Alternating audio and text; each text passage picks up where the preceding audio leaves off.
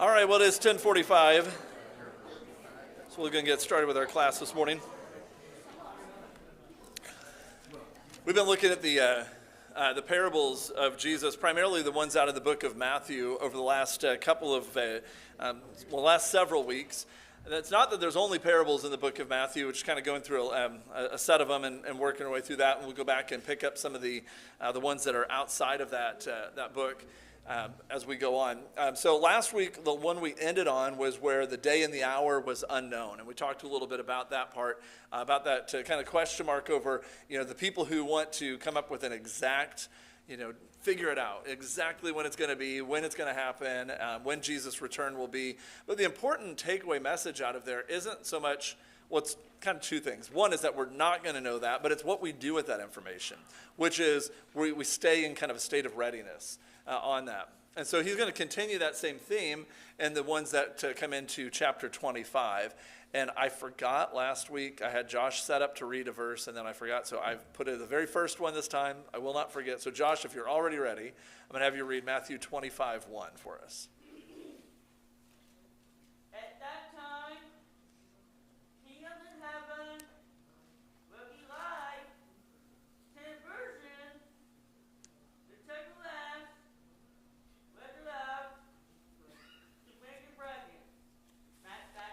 All right, so here we see something. Now, this is kind of, I think, a very interesting but important little side point. Along the way, how has Jesus described at the beginning a lot of these parables when he starts them off? The kingdom of heaven is like, what's different about this one? There's 3 words at the beginning that aren't usually there. At that time. What is he talking about? He's going to be talking to us about the end times. Is what he's already been kind of in reference to, talking about the day and the hours unknown, the return. At that time, the kingdom of heaven will be like 10 virgins who took their lamps and went out to meet the bridegroom. 5 of them were foolish and 5 were wise. The foolish ones took their lamps but did not take any oil with them. And the wise ones, however, took oil in jars along with their lamps. The bridegroom was a long time in coming, and they all became drowsy and fell asleep. At midnight, the cry rang out, "Here's the bridegroom, come out to meet him." And then all the virgins woke up, trimmed their lamps. The foolish ones said to the wise, "Give us some of your oil, our lamps are going out." "No," they replied, "there may not be enough for both us and you. Instead, go to those who sell oil and buy some for yourselves." But while they were on their way to buy the oil, the bridegroom arrived. The virgins who were ready went in with him to the wedding banquet, and the door was shut. Later the others also came. "Lord, Lord," they said, "open the door for us." But he replied, "Truly I tell you, I don't know you. Therefore keep watch, because you do not know the day or the hour." All right. So this is kind of an interesting one to look at, because when we look at it, first of all, the picture in our mind is probably what we need to. So what do you picture is happening here as far as, just so if you're going to be taking a story that he's trying to paint a picture for us, what picture is painted in your head when you hear this? It's not necessarily a right or wrong on this one, but how do you picture this transpiring? The virgins were pure in heart. Okay. Those of us who are saved. Okay. All right. This wedding feast, do you find it odd that there's no mention of the bride? I mean, I think it's one thing that probably jumps out at a lot of us. It's kind of strange. I have always pictured, I don't know why, I don't think this is even right. I've always pictured these virgins sleeping out in the woods, and that when they get their call, and they're like, I think they're probably in another building. And so they're like, but I don't know why that's where my mind goes. Again, I say there's probably no right or wrong. That one's probably wrong. I don't know why that picture goes in my head there, that they're out there waiting. I think what we're seeing, though, is a picture of, and he's trying to give us this imagery of there's some sort of, these aren't, by the way, the lamps they're using, there's no mention of a wick. These are probably those bowl-styled ones that are on a long stick that they would kind of hold out there for seeing at night. So they're more like, the purpose of them is more truly to kind of, light up a larger area. The thought I get is that maybe this is more of a kind of a candlelight or torchlight processional of welcoming him in. As he arrives, they're kind of the ones announcing his arrival, and they're kind of going with him to the end place, which is the banquet. And so the ones who are ready to go, that's their role, is that they're ready to light the way and kind of finish that completion of that processional. All right, so that's kind of the imagery that I think he's using. So the role of the virgins in this would be, I think as you mentioned, those who are pure in heart, ready, waiting, and they're the ones who are going to be the ones doing this. The wedding feast itself, we're not given any indication of what it looks like in this particular parable. We're not given any discussion over, well, who's the bride? Because really, in the scheme of what we're talking about, which is at that time, the end times, all that matters is that his bride, the church, is what he comes back for. And so when he returns, that's, I think, what we're seeing here. Yeah. I see it too also that there's an insinuation that there's an invitation. Mm-hmm. And the gospel is an invitation to everyone. And that gospel invitation tells you what we should have to do to be prepared. Right. And they knew what they needed to. They had lamps with them. I mean, it wasn't that they were fully unprepared. And that's one of the things that's going to be interesting as we look at this, is that they were partially ready. You know, they had what they needed. They just didn't quite have everything they needed in place. They were kind of living in a state of partial readiness. That made them foolish. The ones that were wise were fully ready with, oil to be able to supply the full amount of what they were called on to do. They were called on to be the torch-bearing processional leaders or whatever it was exactly, that this is what they were to do. And so they, when they hear the call, go into action. Like that, they all get up, start preparing their lamps, and 5 of them are like, we don't have enough oil. Well, then go get some oil. And at the last minute, trying to make a little scramble. So what about why the oil isn't shared? Is there any importance on that one? It does in a lot of ways. For one thing, let's put this into the spiritual context of this. In this particular example, had they shared their oil and all their lamps went out halfway, then now you have a 0 lamp processional. The goal was a 10 lamp processional. Now they're going to end up with a 5 lamp processional, but a 0 lamp one or 10 for half the time and 0 for the other half. Not a good end result. So the idea was it wasn't really physically possible in this setup. But when we look at it from the spiritual sense, can we take our readiness for Jesus' second coming and give some of that readiness to another person? It just doesn't work that way. And it wasn't going to work this way, and it doesn't work that way. Individual self-reliance or self-responsibility. I don't know. Reliance is still going to be always on God. But you're right, though, that idea is that taking it on yourself to do what you've been asked to do. Preparedness, self-preparedness maybe is the word we're going there. Any other thoughts about this so far? Back to the phrase, take responsibility for your own actions. Yeah. And we're judged individually, not as a group. That's important to note too, because here you have 5 of the 10, the equal share of the number of them are doing exactly what was asked of them. But their right actions don't save the other 5 from their lack of doing the right actions. Which, by the way, it was a long time, waiting. They fall asleep. None of them were criticized for that. Like the fact that they were going about a normal kind of existence, waiting, but normal still. But they were in a state of readiness. Yeah, they fell asleep, but when they hear the cry, they're ready to go. So the cry goes out, and they hear this. 5 of them were fully prepared, and 5 were not. So again, when they go out to buy the oil, that seems like a noble thing of them to do. All right, let's go get the oil. But they miss out. What are we to take from that? So there's a meaning behind it. So what is that meaning? Waiting too late. Yeah. We don't get another opportunity on this one, which is a really important thing to understand.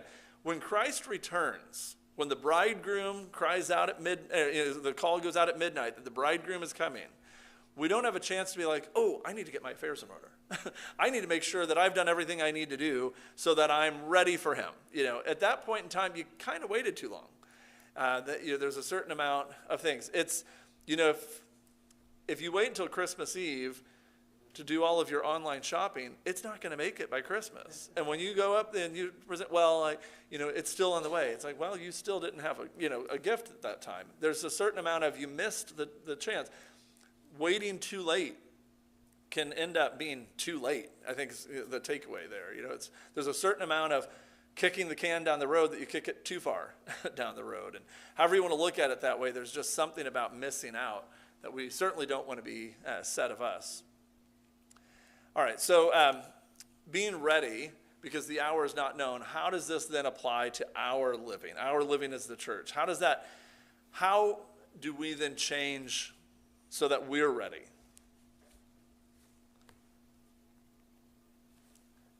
I mean, what would it take for us to be ready for his return? If the call came out, all of a sudden we hear, some loud voice crying out from the sky that, he's making his return right now. Are we ready for that? I guess maybe a better question. And what have we done to get ready? And what do we need to do to get ready? Well, we all experience grief, and it's like a cycle. It's very difficult to get out of, but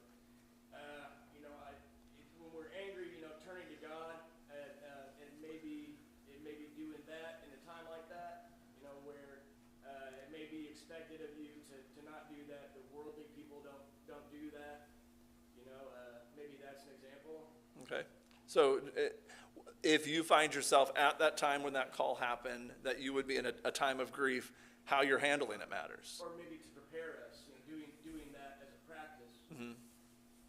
Okay. Yeah. I think constant study, and looking into God's word and realizing, that's what tells us what we need to do to be prepared.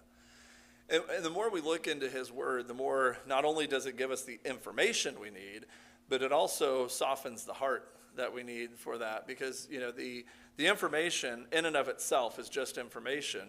But you're exactly right. The more we're into his word, and really, I'm just kind of stressing that one part of what you said, that getting into his word and really, truly into it. Not just, checking off a list that, well, I read this page, I read that page, I read that page. But really, truly letting it change you, preparing your heart for his return so that you are more ready for that. Yeah. Readiness and studying on it is one thing, but action, in fact, being baptized, obviously critical. And I think there may even be, the takeaway here is that maybe all 10 of these would have even been into that position, that they're followers. Maybe. And I don't know. I can't say that with certainty if they are. But you're right. To even be ready to be waiting for the call, you have to. You can't be in a state of unreadiness where if Jesus returns and you haven't even done what he's asked for you to do to prepare for his return, in the sense of the very basic, come to me, die to your old self, putting him on into baptism, absolutely a necessary step. We have to have those things. We can add to that, let's say that for the sake of this, let's say that those 10 virgins are all the ones who have already been baptized into his fold. And then is it possible that those who have been baptized into him could be found unprepared? I think so. I think that's not a popular, again, from when I was eavesdropping at another table, that's not the popular belief of everyone, as it turns out. That was kind of the point where they're going to that. That some people think that you can't not be. Like, it doesn't really matter, you will be. But that's not really what Scripture teaches us. When you look at what Scripture says, we're reminded to be ready for a reason. He wants us to be ready not because it just won't catch you off guard, but it won't catch you off guard. More seriously, the tone changes there. It's not just that was a surprise, didn't expect you today.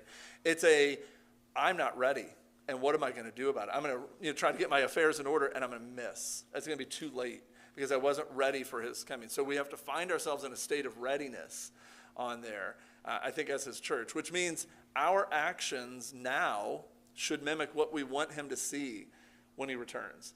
Our heart now should mimic and be, not just mimic, they should be what we want him to see us when he returns. We should be the kind of people that we want to, based on what he's told us he wants of us, to be at the time of his coming at all points in time. Not, next year I'm going to get my life back in order. I'm going to start going to church again. Whatever that, those kinds of things that we see people do. It's this idea that he wants us to be found ready for his return at all times. Anybody have any thoughts on that? Yeah. Kind of makes you think of Noah and the ark and his preaching. And wouldn't you, knowing what you know today, back then, wouldn't you have said, where can I buy my ticket? I want to be the first one You know, it's interesting, like, that's a long period of time, though. That boat was being built for a long period of time. Some people, their whole lives, watched that boat being built. Exactly. And the readiness, you know, that Noah had to be, you know, build the boat, because I don't know when the flood's coming. I'll build it, you know, built the ark. The world around him, though, had no intention of getting on that ark. They had no concern about it. So you can kind of see that contrast there of what readiness might look like through his life. I think I have another question on here too. So if you were to sum this up, knowing that he's talking to his disciples in this case, what would be the takeaway message from this one before we move on to our next one? I mean, we've said it a lot, probably. You know, be prepared, be ready, be waiting. Be doers and not just hearers. Very much so, yeah. Be doers and not hearers. Not just hearers. You want to be a hearer too, but not just hearers, but be doers as well. Yeah, putting our faith into action, I think, is an important part. He's sitting there talking to his disciples, telling them, you know, you're going to be, you know, this is to be expected. We don't know, you're not going to know the hour. He didn't even know. He couldn't be like, I know it, but you don't know. He doesn't even know. He said that the last time. Not even I know the day or the time that I'm going to be called to come back. You need to be found waiting. And he said, you know, he tells them these stories. You need to, remember the one from last week? What was it? It was the one where, as we ended in chapter 24, that there was the whole idea was there was this waiting period, and the ones who were running the vineyard thought, well, I'll do it my way. He's not going to be back for a while, and he just started to kind of take it as it was his own, and stopped considering that. And I think that maybe the takeaway message between those two is that, do we really truly, and I mean really truly, have that feeling, mentality, whatever you want to call it, that full understanding, the buy-in that Jesus will return? Do you see what I'm saying? Like, I mean, it's one thing to live a life saying that when we die, we'll go to heaven if we follow him. There's another thing to say that he could return at any moment in time and bring us home. There's a slight difference in that. One is, they're both correct, but maybe if I make it to the point of death, then I'll be, make it to heaven. But if I don't, he is going to return to this earth someday. Maybe today, maybe tomorrow. But like that kind of living that changes you to be in a constant state of readiness for his return.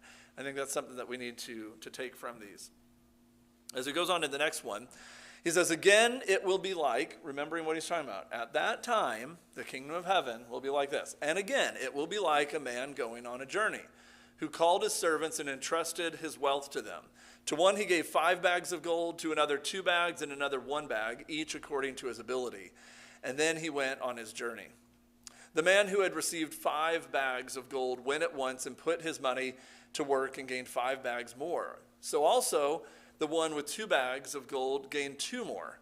But the man who had received 1 bag went off, dug a hole in the ground, and hid his master's money. After a long time, the master of those servants returned and settled accounts with them. The man who had received 5 bags of gold brought the other 5. Master, he said, you entrusted me with 5 bags of gold. See, I've gained 5 more. His master replied, well done, good and faithful servant. You have been faithful with a few things. I will put you in charge of many things. Come and share your master's happiness. The man with 2 bags of gold also came. Master, he said, you entrusted me with 2 bags of gold. See, I've gained 2 more. And his master replied, well done, good and faithful servant. You've been faithful with a few things. I'll put you in charge of many things. Come and share your master's happiness. And then the man who had received 1 bag of gold came. He said, Master, he said, I knew that you are a hard man, harvesting where you've not sown and gathering where you've not scattered seed. So I was afraid, and I went out and hid your gold in the ground. So here's what belongs to you. His master replied, you wicked, lazy servant. So you knew that I harvest where I have not sown, and I gather where I have not scattered seed? Well, then you should have put my money on deposit with the banker, so that when I return, I would have received it back with interest. So take the bag of gold from him, and give it to the one who has 10 bags. For whoever has will be given more, and they will have an abundance. Whoever does not have, even what they have will be taken from them. And throw that worthless servant outside into the darkness, where there will be weeping and gnashing of teeth. all right, this one's a little harsher, right? Has a little bit different kind of feel to it. One of them was somewhat harsh, that they're knocking on the door, Lord, let us in. I don't know you. I have no idea who you are. And they're cast out. This time, it's a little bit more. It is now shifted from completely about readiness to also much more about action on this one. So what was the one common detail between these two and the last one, the wicked servant one, from the end of chapter 24? What was the one key detail that's the same out of all of them? I don't know if you caught it. Yeah. Seems to me it would be poor judgment to talk about the wise and the unwise virgins. Yeah, Now, in this case, he says he's lazy, right. so that seems to be somewhat common. There is that common denominator about the end. You had the wicked servant, you've got the foolish virgins, and now you've got wicked and lazy on the ones who have been given the money on that one. If we go back though to each one of these, and I guess let me rephrase what I'm thinking. There's a detail about the parable itself, not about the people of the parable, but the parable itself. There's a critical element of each one of these that's common. It's subtle, but it's important to note on all these, and it kind of sets up the situation on all of them as well. God gave to everyone something.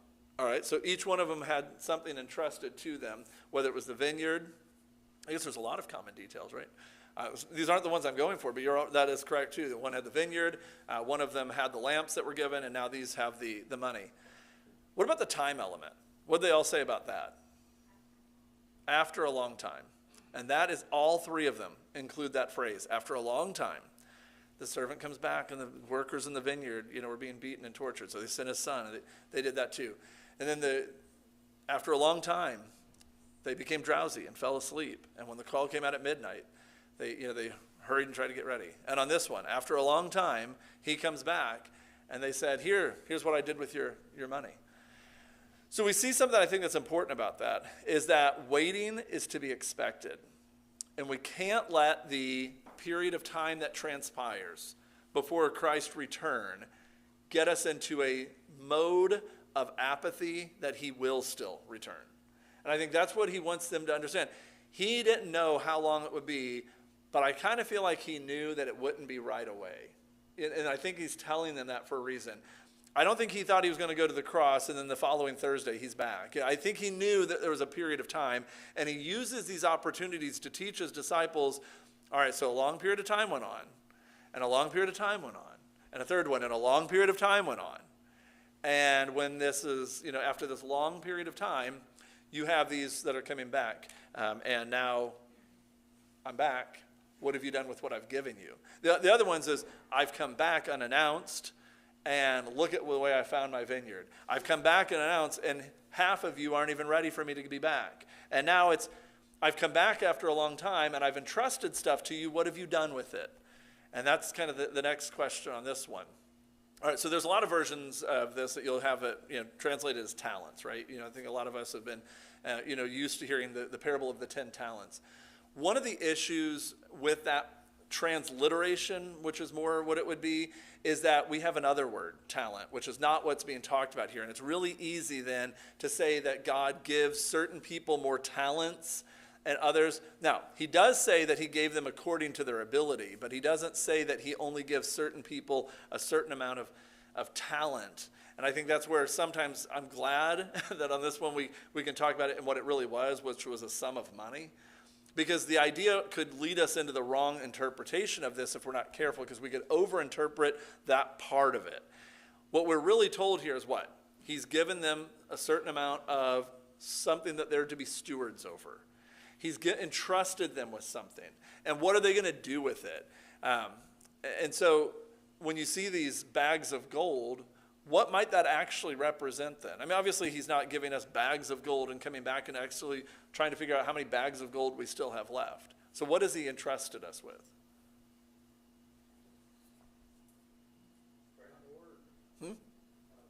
God's word, yeah. The message, I think, is one thing. We have something far more valuable than bags of gold. We have this saving message. What have we done with it? You know, if we've been given this, are we spreading that message to others? Maybe he has given us a little bit of it. And again, I think maybe the other interpretation could limit it down a little bit. Maybe he has given us something that our actual talents or ability could allow us to do. What are we doing with that? Maybe he actually has given us money. See, I think it applies to all these different categories. If he's given us money, what are we doing? Are we making it to where we're building up his kingdom more so with it?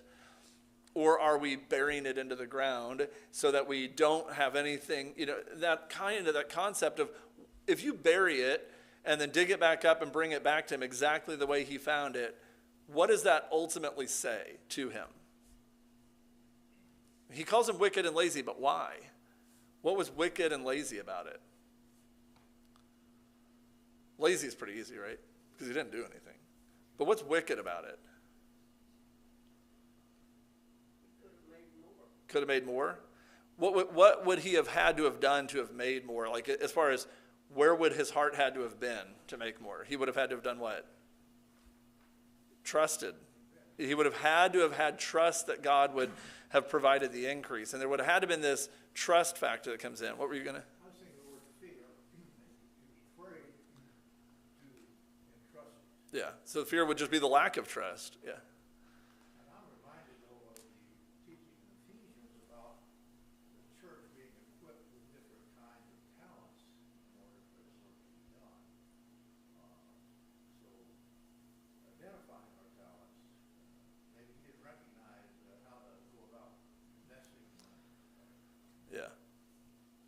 I think that, you know, one of the things here is when we look at these passages and we're looking at this, all of this still comes into this whole concept of readiness. I'll tell you a quick little story about readiness. Mike Wright comes into play on this one. Okay, so Wednesday, I thought I was really low on gas. And so, you know, you would think with all the technology that exists on the dashboard of a car that we're never going to let ourselves, you know, run out of gas. And yes, I had gotten it to where it was in the flashing part of it. But I also knew when it went there, keeping track of how many more miles I'd driven, I should have still had about 10 to 15 miles to go. And I was on my way to the gas station, midday on Wednesday, southbound on Wanamaker, approaching Huntoon. Not a great place to break down. There's a lot of people that come out of that Starbucks drive-through. And there's a lot of backing up of traffic one could do if they were to have run out of gas on that. And so when my car comes to a stop on Wanamaker, my first thought was, what have I done?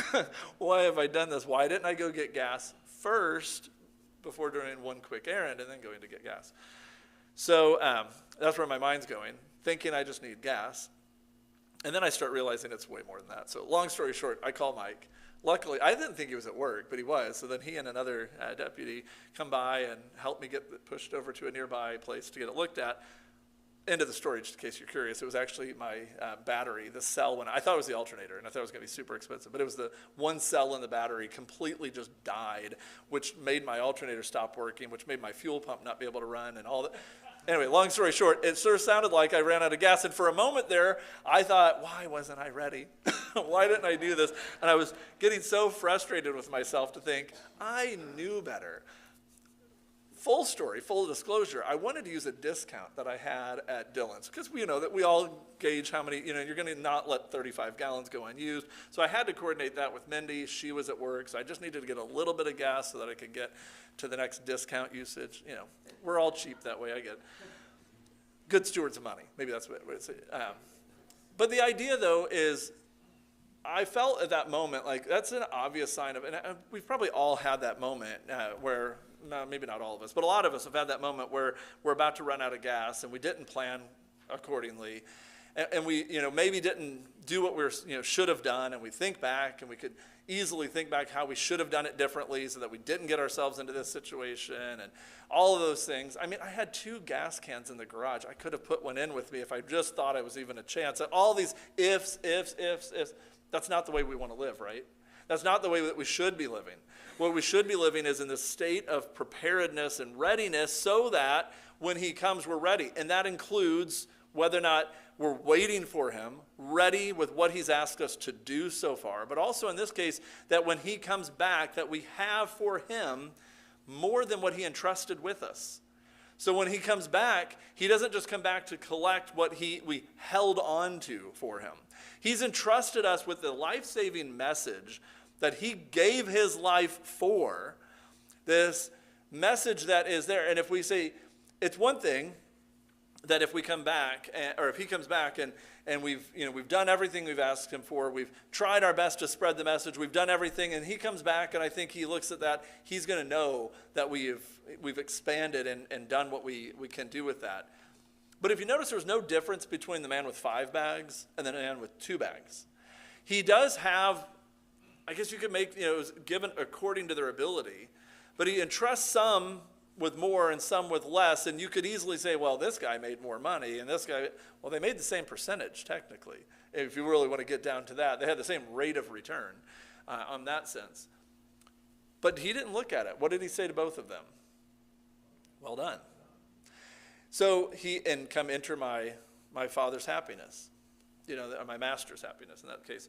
So he has them welcomed in because of their actions of doing that. So how does that look? Again, we have to take these heavenly, these earthly stories and get the heavenly message out of it, the spiritual side of this. What does that look like for us? You brought up, some of the Ephesians, 1 Corinthians, all these lists of all these different talents and abilities and gifts and stuff that are given to people. Have you ever looked at somebody who has a different skill set than you and looked at it and felt as though you weren't doing enough because of that?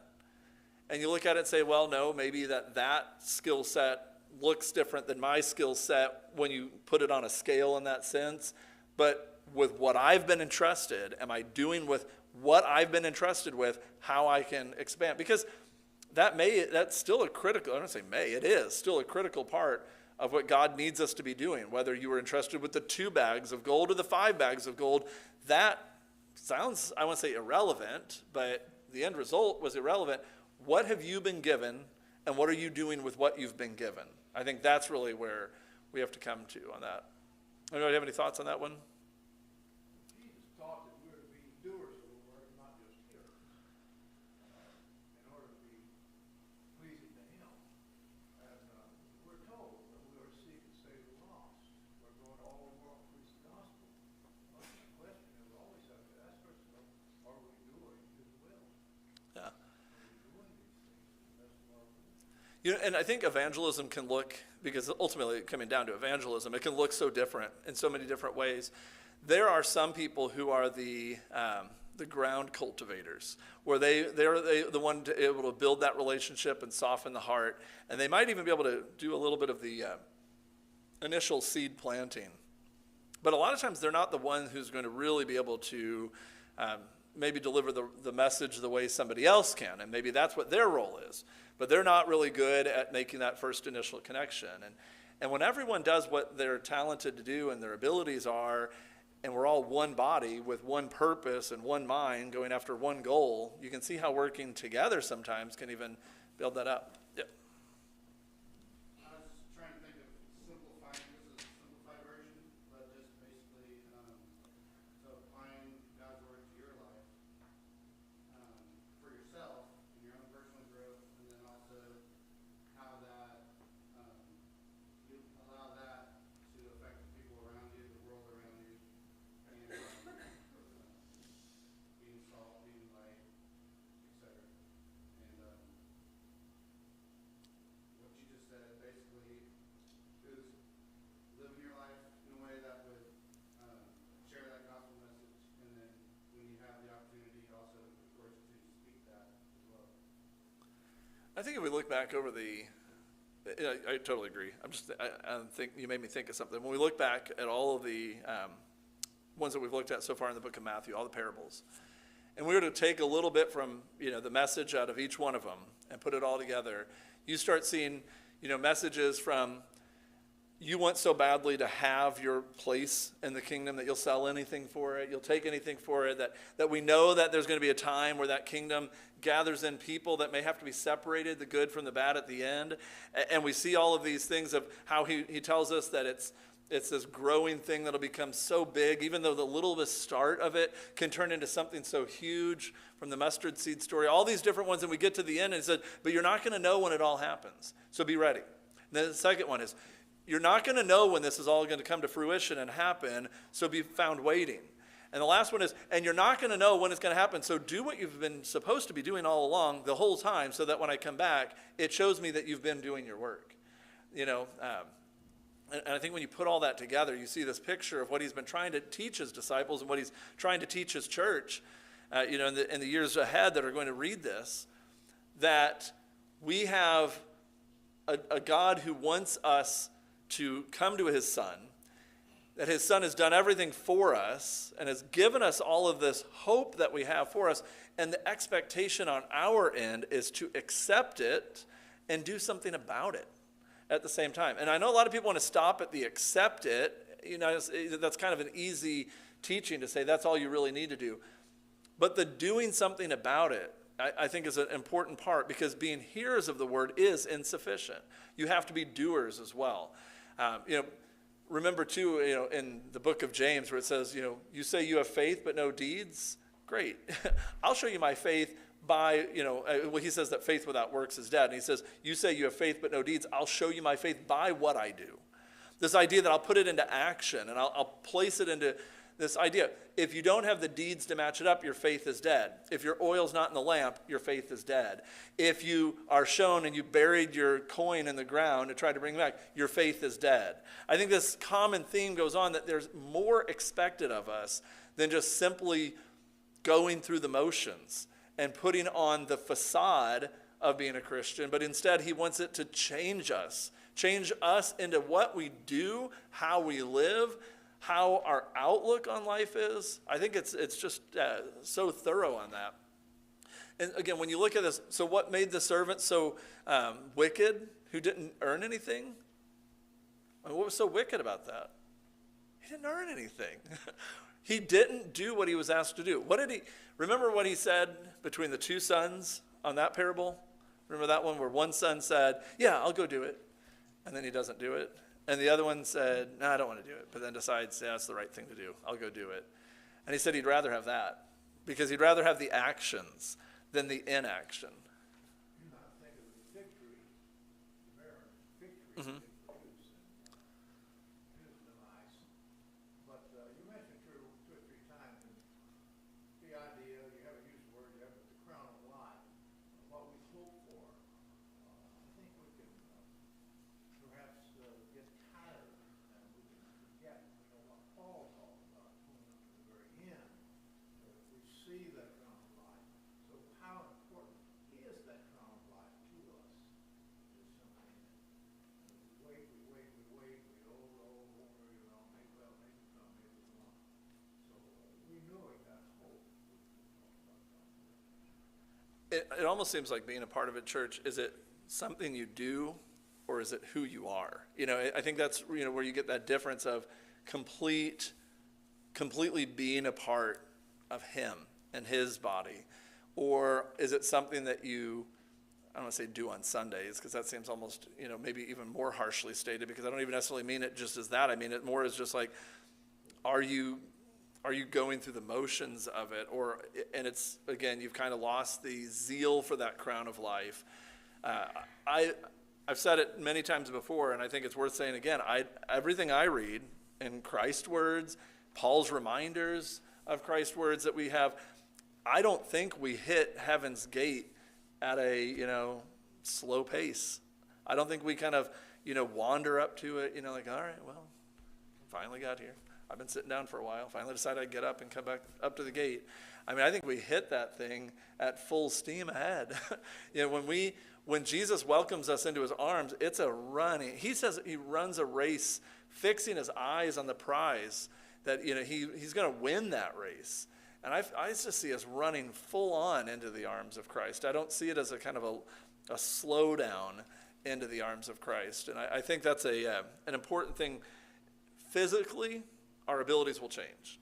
Physically, our capabilities will change. Thankfully, 5 bags versus 2 bags wasn't the difference there. You know, the idea is, what are you doing with what you can do? And I think that's really the understanding, is to understand first, what can you do for Christ? And then secondly, are you doing it? And I think it can be just that simple, of just, what is it that I can do, and am I actually doing it? I think that's what he wants us to see. I know he's coming back. Am I waiting on him? Am I ready for him? And he's asked me, it's going to be a long time, possibly. And if it is, what am I doing? You know, am I doing anything with that? I don't know if that might have been the last one. No, there's one more. That reminds me of, to him who knows you good and does not do it, to him it is sin. Well, you know, that is like, when we see our brother in need and we don't do nothing for him. Yeah, there really can't be anything more, I'd say maybe more insensitive or harsh or whatever, is to see a person in need and then just completely be, you know, don't want to do anything for them. You know, it's, I don't know, that's a tough one, because I totally agree with what and I don't know why it just slipped my mind, to him who knows the good he ought to do and doesn't do it. I think that perfectly sums up what made this servant so wicked. He knew the good he ought to do, but was afraid he wouldn't do it well enough, or wouldn't, you know, accomplish it, or whatever his rationale behind it was, that he was afraid and didn't have any faith and didn't do it. So again, the one we've kind of already talked about, the treasure that we have that's been entrusted to us, whether that is our talents of reaching to the lost with the message, with the kindness of God, or whatever it looks like, or whether it is just actually sharing the material blessings that we've had, whatever that looks like, those are the kinds of things that we've been asked to do something for. Yep. It's an interesting thing to think about the treasure as the people in our lives. Right? God has put people in our lives, people around this building, people that I work with, people that, right, if we think about those as the treasure, right? And then it really has a nice spiritual tie, right? Because he's given us something, and he's called us to do something, and he gave us all the stuff we needed. And all we need is his message and that person. That's it. Yeah. To do exactly what we. And so when I read this, I always think, how many people, how many bags of people did he give me, and what am I doing with those bags of people? Yeah. Because so many times, if you do the right thing, those bags of people make more bags of people, and then you do return with an interest. Good thoughts. Anybody else? Yeah. Just one last thing on the timing thing. So Peter said we're in the last days. He said that 2,000 years ago or more. And we know 2 Peter says to God 1,000 days is like a day and a day like. I don't think that's either to be taken literally. But basically, time doesn't mean anything to God. And it's been 2,000 years. So I think as all the more as we see the day approaching, we should be living. I mean, if they were looking at it like he could return any minute, how much more should we be looking that way? Whether he does or not is irrelevant. Right.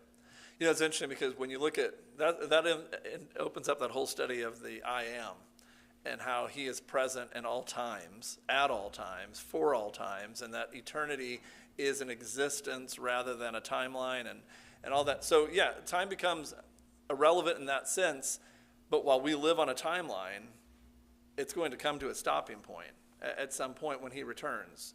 If we're alive during that time, how are we found? Waiting, ready, all of that. Those are the kinds of things that sometimes you can warp your mind in thinking about what eternity really looks like. But the important takeaway there is to really truly know and understand that God wants us to be doing that. It is simple. He's entrusted us with things. He's entrusted us with people. He's entrusted us with the message. And he's given us all the tools we need. So are we doing anything with it? And I think that's a good thought to ponder on throughout the week. So we'll leave it there. So we're also out of time. So have a good rest of your week.